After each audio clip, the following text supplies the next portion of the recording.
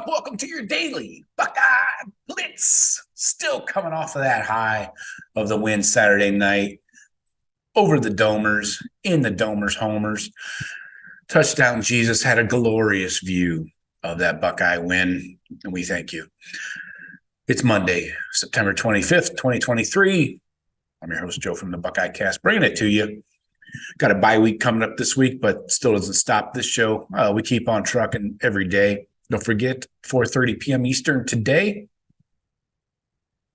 YouTube Live, the Buckeye Rush Hour. Not sure what we're talking about yet, but I'm sure it will be glorious. So don't forget to like and subscribe to the video, the channel, all that. I appreciate it. Your likes are very helpful because it helps other Buckeye fans find the channel, find the shows and stuff. So really appreciate that. Hey, and don't forget to check out the BuckeyeCast.com. 25% off everything still. We're going to ride right through this bye week. And hey, don't forget, I'm wearing one of them right here. Ohio against the world, just like Ryan Day said the other night.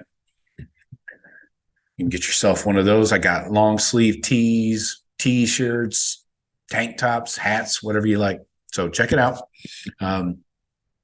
I think it's a must for any Buckeye fan to get an Ohio against the world swag. So we're talking offensive grades and stats today. We're going to break down the Buckeye offense from the grading point of view, the stats from Saturday night. And I'm going to show you Kyle's pass chart, depth, and location on the field and all that. So let's get right into it. Kyle graded out pretty well, 72-2. Most of the offense didn't grade out that great.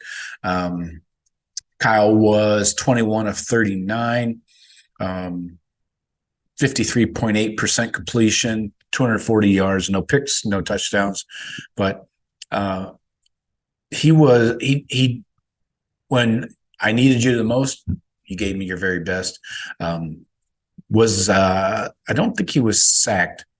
He was pressured a lot, and we're going to get into this offensive lineman. Did have 2 drops by receivers. So all in all, a good performance. Let me share the passing chart with you so you can see if you're watching on YouTube. So here you go. Deep balls, not great.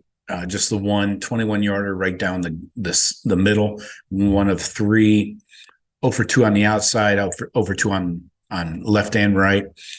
Marv going down obviously didn't help that in the third quarter. But right down the middle is really where Kyle's been making his hay, and he really did well this game. 4 of 7 from 10 to 20 yards. For 72 yards, 0 for 1 out to the right. And then 0 to 10 yards is really where the bulk of his yardage came from. 10 of 11, right over the line of scrimmage, 0 to 10 yards. 10 of 11, 111 yards.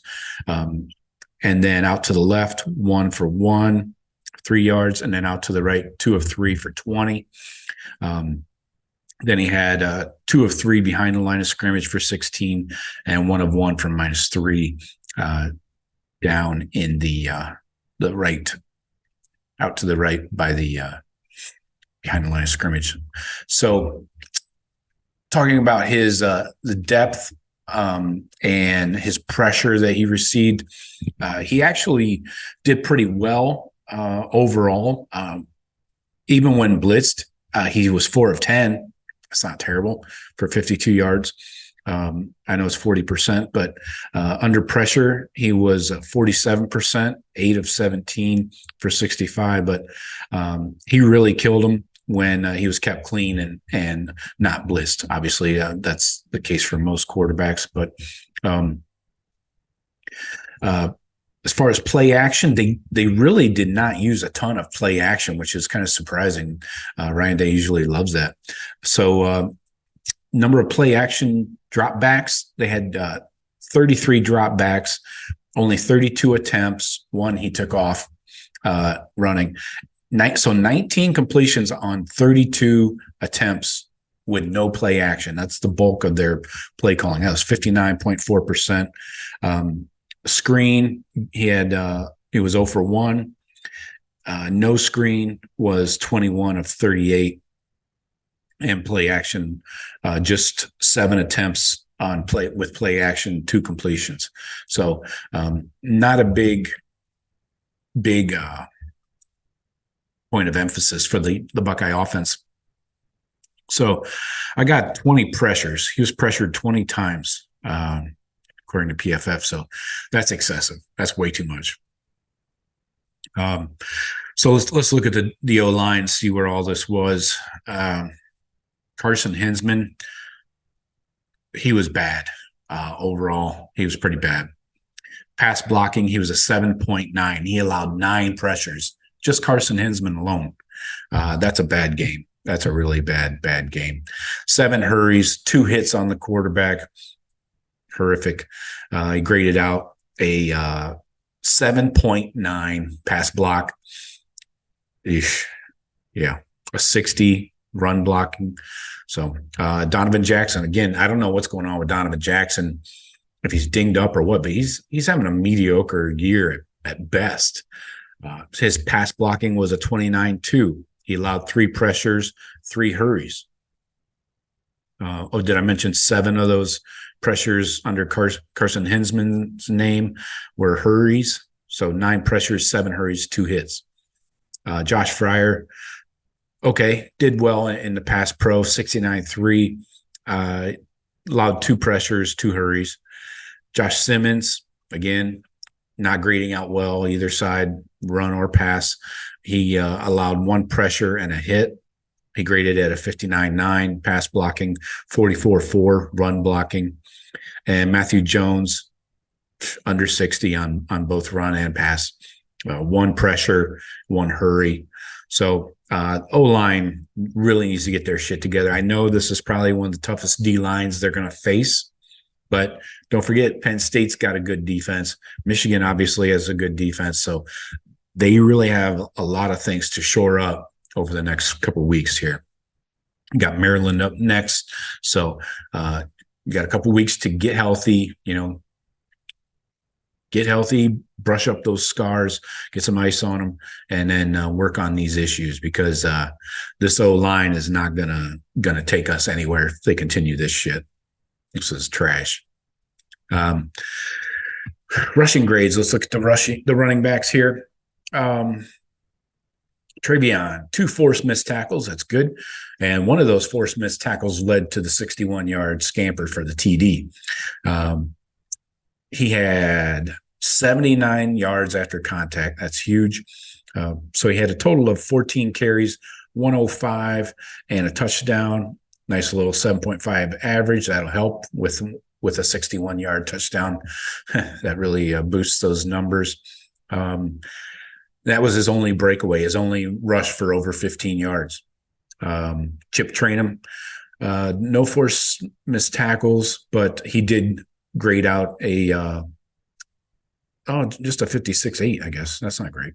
But he had 6 attempts, 13 yards, and a touchdown. The most important play of the game, obviously. What else did he have here? Receiving. He did grade out a 70. He had that 1 catch for 12 yards, got a first down.